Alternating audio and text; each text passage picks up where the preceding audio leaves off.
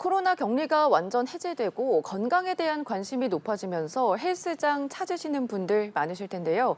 최근 전국에 28개 지점을 보유했던 기업형 피트니스 센터가 갑자기 폐업하면서 이른바 먹튀 논란이 일고 있습니다. 폐업 직전까지도 신규 회원을 받았다고 하는데 지역을 가리지 않고 헬스클럽과 스포츠센터 먹튀 피해 사례가 심심찮게 들리고 있습니다. 자세한 내용 오윤성 순천향대 경찰행정학과 교수와 알아보겠습니다. 어서 오십시오. 네, 안녕하세요. 네, 전국에 28개 지점을 보유한 헬스장 갑자기 문을 닫으면서 피해자들이 속출하고 있거든요. 지금 어떤 내용입니까? 사실 이제 28개 지점을 가지고 있다면 우리나라에서 굉장히 큰 규모가 되겠습니다. 지난 12일 경기 김포경찰서 관내에서 이 김포시 장기동 그리고 이제 고촌읍 2개 지점과 관련돼 가지고 회원권을 환불해주지 않는다라고 하는 고소가 한 33건 정도 들어왔는데요. 네. 이 피해액은 그 개인에 따라서 50만 원에서부터 수백만 원까지 지금 이르고 있다라고 합니다. 네. 그래서 이제 헬스장 측 같은 경우는 지난 8일부터 개인적으로 이제 문자를 갖다가 보내가지고 28개 지점 운영을 하는 것이 지금 곤란해졌다. 그래서 회사를 갖다 분리를 하고 브랜드가 사라지면서 매각을 한다. 그래서 운영이 불가능해서 환불은 해줄 수 없다라고 이 폐업 사실을 갖다가 알렸는데요. 현재 해당 헬스장의 대표 홈페이지 같은 경우는 접속이 불가한 그런 상태고요. 네. 지금 이제 문이 잠겨 있기 때문에 센터 내에 있는 그 개인의 용품도 꺼낼 수 없는 그런 상태로 알려져 있습니다. 네, 말씀해 주신 것처럼 회원들에게 환불이 어렵다 이런 문자 메시지를 보냈기 때문에 피해자들의 입장에서는 굉장히 당황할 수밖에 없을 것 같거든요. 이게 지금 정확하게 1인당 피해 금액이 다 다르긴 하겠지만 피해 규모는 어떻게 될까요? 피해 규모는 일단 우선적으로 이 회원들 피해 이전에 말이죠.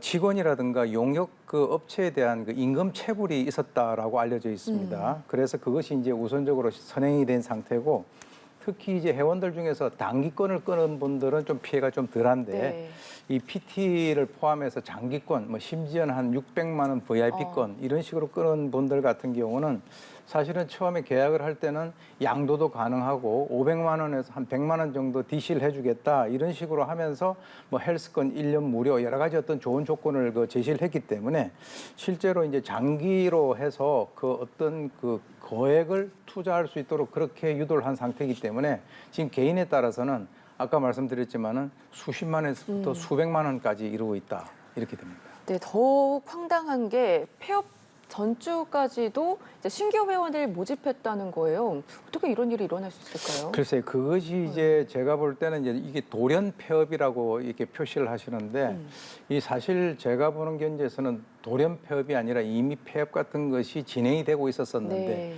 그와 관련돼서 회원들에게 알려주지 않았고 심지어는 말씀하신 대로 신규 회원들을 모집을 하는 그런 상황까지 있었다라고 하는 거죠.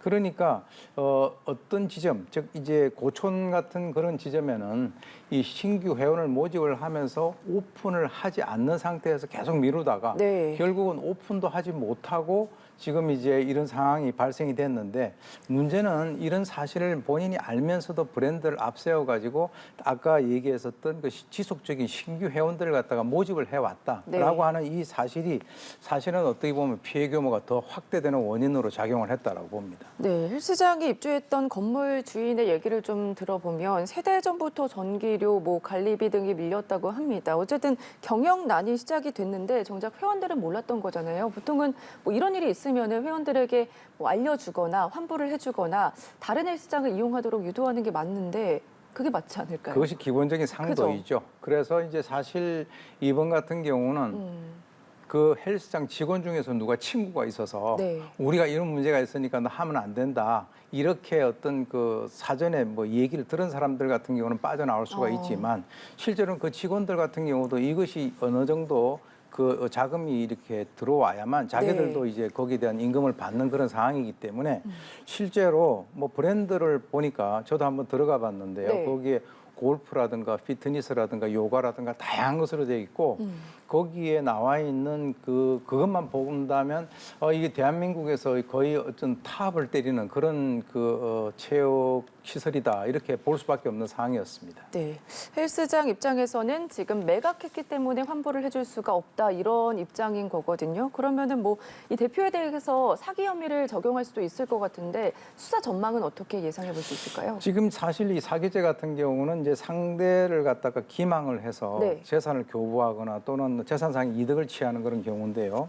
지금 이제 그 기망에 의해서 확실히 상대를 착오에 이르게 해가지고 어떤 그 금전적 이익을 취하는 것이 아니겠습니까? 그래서 핵심은 뭐냐면 바로 이 대표가 이전에 폐업 의도가 있었는지 아닌지가 굉장히 중요한 요소가 되죠. 네. 그런데 이미 이제 여러 가지 그 사항을 보아하니까 이 폐업 의사가 있었음에도 불구하고 신규 회원까지 모집을 했다라고 한다면 이 사기죄가 성립을 하는 것은 그렇게 어려워 보이지 않고요. 네. 경찰은 지금 이제 정확하게 아직 피해 규모가 안 나왔거든요. 그래서 이제 그와 관련돼서 피해 규모를 지금 파악을 하고 있고 이 헬스장 운영 구조가 직영인지 네. 아니면 프랜차이즈로 돼 있는지 그것을 갖다가 살펴봐서 책임 소재를 따져서 혐의와 관련된 수사상 필요한 증거를 수집을 하고 있는 그런 네. 상황이라고 합니다. 정확한 조사와 이제 증거 자료가 필요하다 이런 말씀을 해주셨는데 가장 시급한 거는 아무래도 피해 보상일 것 같거든요. 말씀해주신 것처럼 뭐 50만 원부터 수백만 원까지 이루어진다고 하는데 보통은 헬스장 들어갔을 때 저희가 계약서를 쓰잖아요. 그러면은 그게 어느 정도 증거 자료가 돼서 적용을 할 수가 있는지 그 부분도 궁금하거든요. 물론 이제 우리가 계약서를 쓸 때 거기 해당되는 업체하고 본인이 계약서를 쓰는 것인지 네. 아니면 예컨대 뭐 퍼스널 트레이닝 PT 같은 걸 하게 되면 그 트레이너하고 쓰는 것인지 이것에 따라서 조금 이제 다르게 볼 수 있는데 네. 근본적으로 이 법적으로 봤을 때는 해당 그 트레이너하고 그 계약을 한다 하더라도 그 업체하고 계약을 한 것으로 간주를 하기 때문에 그것은 큰 문제가 없는 것으로 지금 이제 밝혀져 있고요. 문제는 뭐냐면 이것을 하게 되면 뭐 환불이라든가 손해배상 청구라든가 이 민사 쪽으로 가야 되는데 그와 관련돼서 이 헬스장 대표가 가지고 있는 돈 자체가 없다면 그것이 이제 물론 뭐 헬스장 대표가 자기 고급 외제차라든가 무슨 네. 뭐 여러 가지 자기의 어떤 그 재무를 과시를 했습니다만 이런 그 여러 가지 재력을 과시를 했음에도 불구하고 과연 그것을 갖다 환불이라든가 손해배상을 해줄 수 있는 능력이 있는가 여부가 굉장히 중요한 것이 되겠습니다. 네, 문제 이 헬스장 회원권 양도도 지금 유의해야 된다 이런 지적도 나오고 있거든요. 이미 폐업 결정이 났는데 보통 이제 스포츠 회원권 같은 경우는 아는 사람들한테 양도도 많이 하잖아요. 근데 이런 거를 모르고 양도를 그대로 받으면 이것도 사기죄가 성립될 수 있는 거 아닐까요? 네, 지금 이제 결론적으로는 그렇습니다. 왜 그러냐면 지금 뭐 개인들이 이제 그 뭐 중고 시장이라든가 네. 이런 쪽에도 그 헬스장 회원권을 갖다 양도한다라고 하는 것들이 올라오고 있고요. 또 실제로 이제 계약을 할 때도 이 헬스장에서는 그 회원들에게 양도가 가능하다라고 얘기를 했음에도 불구하고 네. 현재 어떤 상황이냐면은 지금 이것을 이미 그 환불이라든가 손해배상을 하기가 상당히 어려운 그런 상황을 알면서도 그것을 이제 숨기고 거기에 올렸다가는 나중에 아까 말씀드렸던 그 사기죄 네. 그거에 해당이 될 수 있는 가능성이 상당히 크기 때문에 피해를 입지 않으시려면 그것도 중요하고 또 이것을 갖다가 어떻게 팔아서 금전적 이득을 얻는 것도 상당히 위험한 일입니다. 네, 헬스장 먹튀 사건 근데 이번이 처음만은 아니거든요. 지역을 가리지 않고 뭐 프랜차이즈 헬스 클럽, 스포츠 센터 갑자기 문을 닫는 경우가 많이 나오고 있는데 왜 이런 일들이 계속 발생하는 걸까요? 지금 이제 통계를 보게 되면은 네. 이제 그 우리나라가 이 헬스장 수가 세계 1위다라고 알려져 있습니다. 그리고 이제 서울에만 한 3천여 개가 있고요. 그리고 네. 이제 인구 1만 명당 한 2.8개 정도. 광역시 같은 경우도 이제 상당히 그 비슷하죠. 그러니까 또 마찬가지로 이 폐업을 하는 업종 중에서 이 헬스장이 폐업 1위라고 하는 거예요. 그래서 이 가격 경쟁이 상당히 그 심하고 심지어는 뭐 3만 원 이하 그리고 이제 PT를 받는다 하더라도 10만 원 이하들도 많다라고 하는데 실제로 이제 이렇게 무리한 영업을 하다 보니까 네. 그것이 나중에 한 6개월 정도 버티다가 한계가 오는 그런 경우도 있고요. 실제로 창업 3년 이내에 폐업을 한 70% 정도 한다니까 네. 창업을 하고 난 뒤에 10군데 중에서 7군데가 문을 닫는다는 거예요. 그렇기 때문에 어떻게 보면은 5년 이상 버티는 그 헬스장 같은 경우는 전체 10%밖에 안 되니까 네. 이것을 좀 막을 수 있는 방법은 네.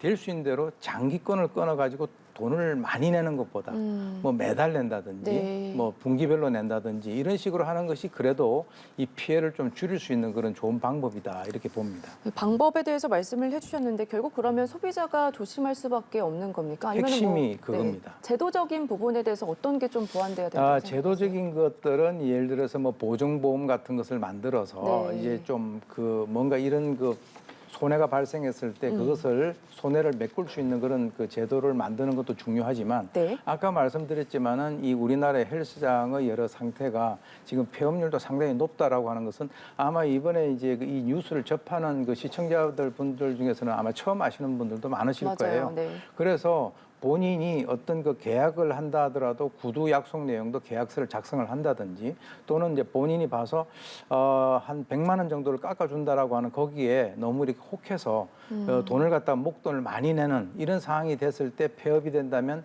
보상을 받을 수 있는 그런 가능성이 상당히 떨어진다라고 네. 하는 그런 측면에서는 본인 개인이 잘 판단을 하시고 조심을 하시는 방법이 가장 핵심이다 이렇게 말씀드릴 수 있습니다. 알겠습니다. 헬스장 먹튀 사건과 관련해서 오윤성 순천향대 경찰행정학과 교수와 이야기 나눠봤습니다. 고맙습니다.